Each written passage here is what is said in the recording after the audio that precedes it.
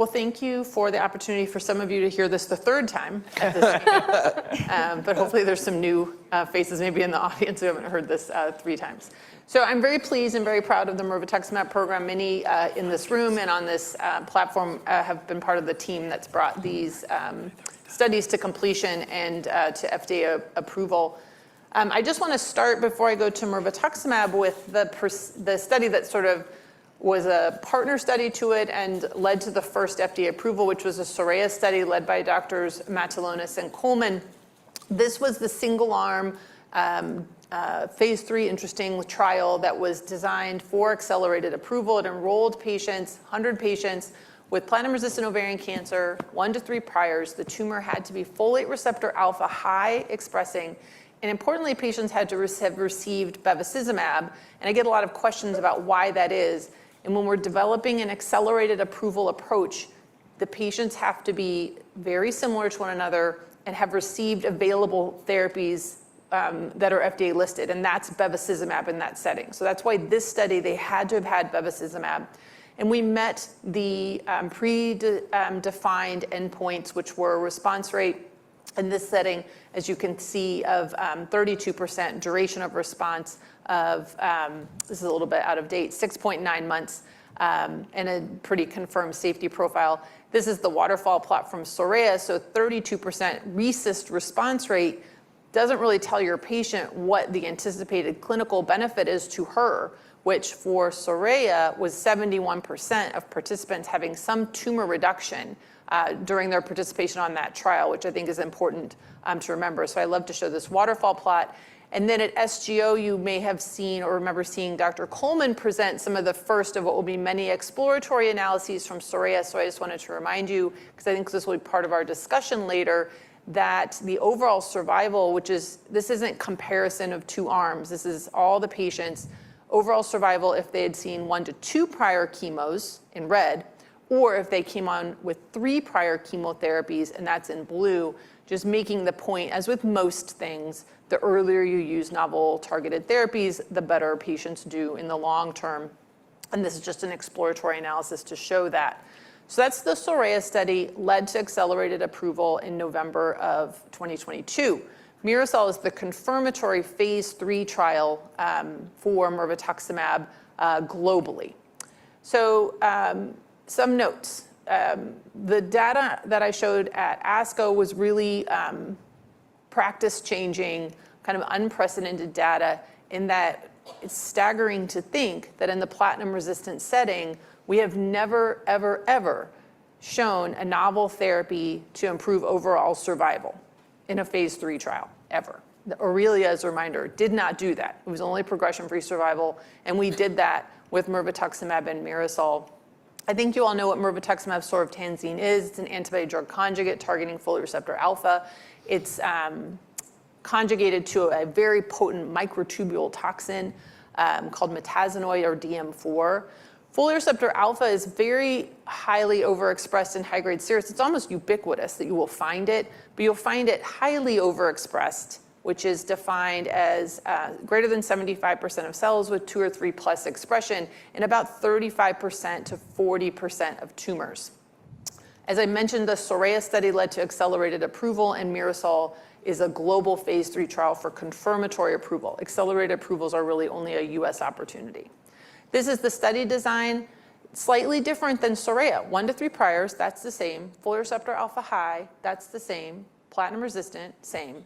Didn't have to have bevacizumab though. Could have it, but didn't have to have it. And didn't have to have, but could have a PARP inhibitor unless a patient was BRCA. Randomized 1-to-1 to Mirvetuximab given every 3 weeks, adjusted ideal body weight or investigator's choice chemotherapy, weekly paclitaxel, pegylated liposomal doxorubicin, or topotecan. And the primary endpoint was investigators assessed progression-free survival. Other secondary endpoints that were analytic, meaning they were statistically powered, were overall response rate and overall survival. The baseline demographics for Mirasol were very well balanced. This is a randomized study, and that's what you expect. In the red boxes, you can see what I wanted to call out, mainly that about 55% of the patients who participated on Mirasol had prior bevacizumab, and 60%, and 55% had a prior PARP consistent with current regulatory approvals. For the stratification factors at the bottom, you can see that almost half the patients who participated in Mirasol came on with 3 prior lines of therapy, so relatively heavily pretreated. And then the most commonly chosen investigator's choice chemotherapy was weekly paclitaxel at 41%, closely followed by PLD, and really no one likes topotecan, so that's 23%. This is the primary endpoint. The hazard ratio is 0.65. So a 35% reduction in the hazard of progression or death with use of mirvetuximab is compared to investigator's choice chemotherapy. What the arrow is showing you is what we see forever in platinum-resistant ovarian cancer clinical trials. At the first disease assessment, which is at 6 weeks, or 8, but here 6, 50% of patients have progressed, and usually on both arms. We do not see that with mirvetuximab. The curves separate early, and this difference is maintained throughout the curves that you can see here. They don't come back together. There's not a banana sign. And so this is really an important distinction of mirvetuximab in this particular patient population. Because progression-free survival was statistically and clinically positive, we could move alpha to overall response rate, which was also clinically and statistically positive.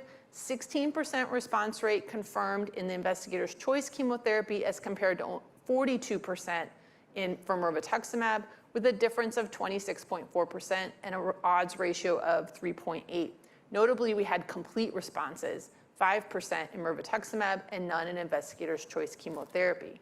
Here are the waterfall plots. Again, it's not just a 42% response rate. It's 80% of patients having some reduction in their tumor measurement, which is a true sign of clinical benefit as compared to 55% with investigator's choice chemotherapy. Because ORR was positive, we could move alpha to overall survival, which was a pre-planned interim analysis. And for this to be statistically significant, the p-value had to be less than 0.0131. And we hit that. Hazard ratio is 0.67, so a 33% reduction in the risk of death with use of mirvetuximab as compared to investigator's choice chemotherapy. And you can see the p-value there is 0.0046. So clinically and statistically significantly positive.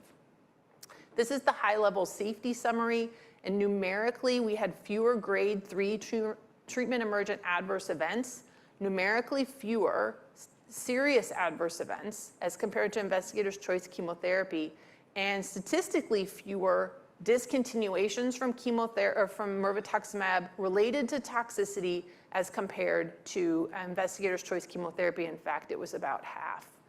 This is the differentiated safety profile of mirvetuximab versus investigator's choice chemotherapy. And from left to right, what I would like you to note is that there's really almost no hematologic toxicity related to mirvetuximab at all, and certainly as compared to investigator's choice chemotherapy.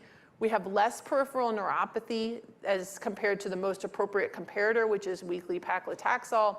And the neuropathy is really different. It's later in onset and reversible, and no alopecia. We do see diarrhea and nausea, which is predominantly grade 1 or 2, consistent with other chemotherapies, and can have mitigation strategies with over-the-counter medications for diarrhea and just pre-treatment for anti-nausea. The known side effect of mirvetuximab is common, but low-grade ocular disturbances in about 42% of patients. We see any constellation of dry eye, blurry vision, and keratopathy.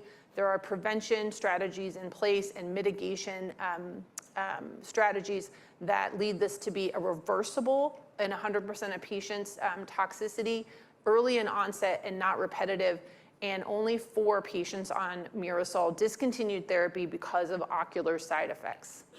So in conclusion, this is the first novel treatment in a phase 3 study to demonstrate an overall survival advantage in the platinum-resistant ovarian cancer setting, with statistically significant and clinically meaningful improvements in progression-free survival, overall response rate, and overall survival, with a very differentiated safety profile comprised mainly of low-grade but common GI and ocular events.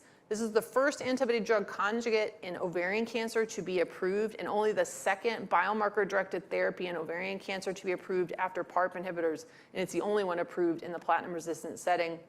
And this is really practice-changing data, which we believe will lead to the confirmed approval and wide availability of this medication globally. Thank you very much. That's great. Katie has 6 seconds left. Thank you, Katie. Thank you, and thank you for your persistence and your genius and talent for allowing us to confirm what was already known. I think one of the values here is to take those that were late adopters and try to flip them. Probably all of us here are early adopters, so it's not going to change what we're doing.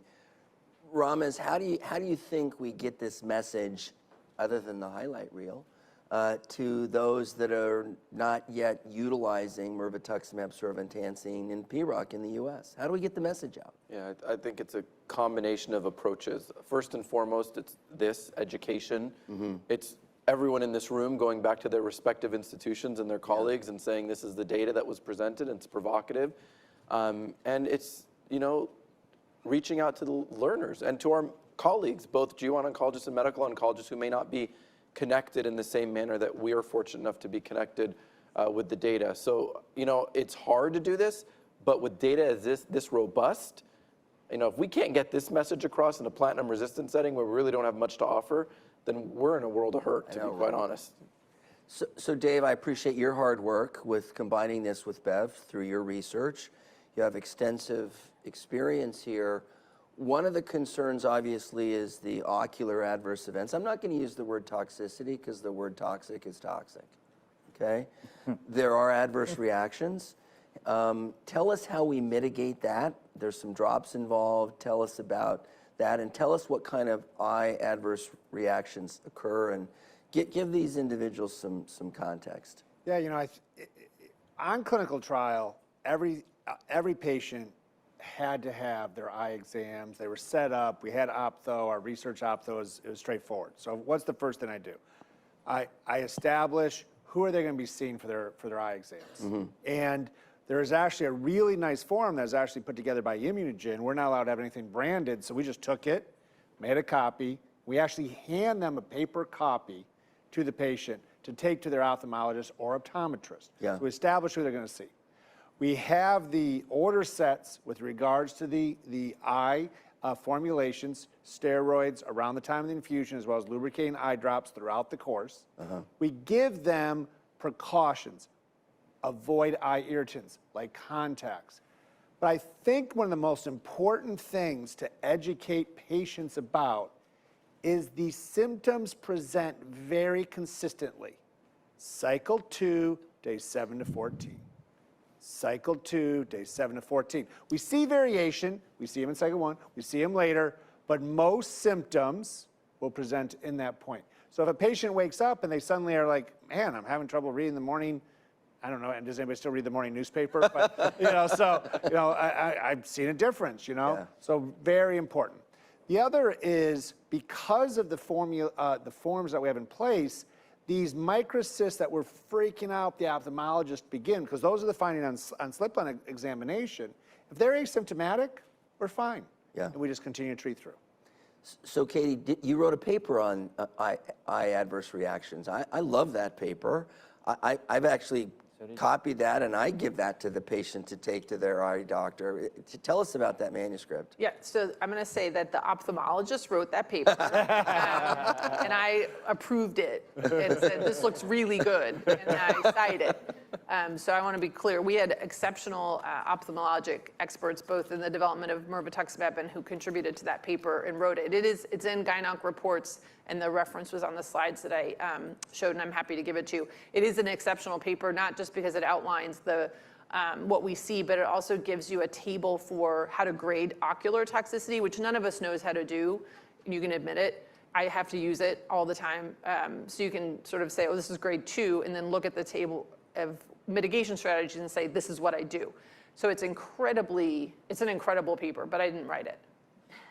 But it was written for Gyn-Oncs in Gyn-Onc reports, and Katie and I gave a lot of feedback to our ophthalmology friends to say, we have no idea what that sentence means. Right. Dumb it down, okay? Like, I don't know what OD and OD, I don't know which eye that is anymore. It's a long time ago. Yeah, talking my language. So yes, it is in Gyn-Onc reports, and it's very helpful, and I would print it off. Go ahead, Tom. Brad, you wrote a paper as well with Stella Kim, who's an oncologic ophthalmologist at UT Houston, along with Rob Coleman. I forget who else was on it, but That's a very good paper too. That was in GYN Oncology. For tisotumab vedotin, yeah. But there are differences, right? There are Oh yeah, differences. absolutely. Yeah, but thank you. So Tom, tell us, since we have you, first of all, you're probably not going to use this medication unless you have a folate receptor alpha positive test. How do we do that? What labs offer it? How do we interpret it? Tell us about the testing. Yes, I think people who take care of ovarian cancer patients are now going to have to think about this more globally, because it's not only the MIRV program, but all the programs that are coming out hereafter. And so, what are you doing at your institution? Do you have an internal pathology lab that wants to do things in-house, and how fast does it take to ramp up on those? Or do you use an outside vendor, of which there's several that can give you all this, including IHCs, and give you that information all in one place, which is helpful in terms of planning out a particular patient's journey that in visits that you're going to have to make or want to make because of finding different targets that are available. And I think that helps plan their treatment moving forward. Yeah, I think it's integrated in sort of if you send I'm not going to use a lab name, but when you send a tumor for molecular profiling, I think it just sort of shows up this 2+ scoring greater than 75% of the cells. So, Bobby, we talk a lot about drug development, and you're running a lot of trials. When a medication has accelerated approval, it doesn't count as available therapy, meaning it's not really out there because it's conditional. But there's no question that Mirasol will lead to regular or full approval. And then once it's fully approved, then it has to be sort of accounted for in a randomized phase 3 trial. How does the anticipated full approval of Mirasol impact our ongoing phase 3 trials where it may not be included in the control arm? Yeah, no, I think it's a really important point, and I think those patients, in trials that we continue to design, we're going to need to exclude the high FR alpha expressors. I think, one thing that can be done on the ongoing trials is to over-enroll so that, if we needed to look at this, we would still have a subset where we could exclude those, should the FDA ask for that. I think, Katie, what you said the other day is that if you are known folate receptor alpha positive, that you have had prior. I think it just says if you're known folate receptor alpha, you're going to have to come in pre-treated, and if not, you come on the study with counseling. I think it's just going to be included into informed consents as to a part of treatment. Yeah. And I think the regulatory authorities will have to be somewhat pragmatic in this in terms of the grace period for how far along trials are. If trial's nearly complete, I don't think that's going to apply. They're not going to hold that, no. Yep. So this has been a great discussion in ovarian, but Brian, folate receptor alpha is expressed in endometrial, right? Are we doing, or should we do, folate receptor alpha trials in endometrial cancer? Yeah, it's a great point. I think that the answer is yes. I think that we need to, the first thing is to further elucidate what type of endometrial cancers, as we, highlight the entire session. Not all endometrial cancers are the same. So there may be some different subtypes of endometrial cancer that are alpha folate receptors and some that aren't. Yeah. But once we do, yes, the answer we should further explore it. We should move forward, and the treatment of endometrial cancer continues to be, despite the studies, an unmet need. And as we move the current standards into earlier lines of therapy, as early as first line, definitely second line, could be wide open. So yes. Yeah, I appreciate that. So, Katie, as Associate Director at GOG Partners, thank you. As Ovary Committee Chair of Energy, thank you. As the PI of Mirasol, thank you. I could go on and on. So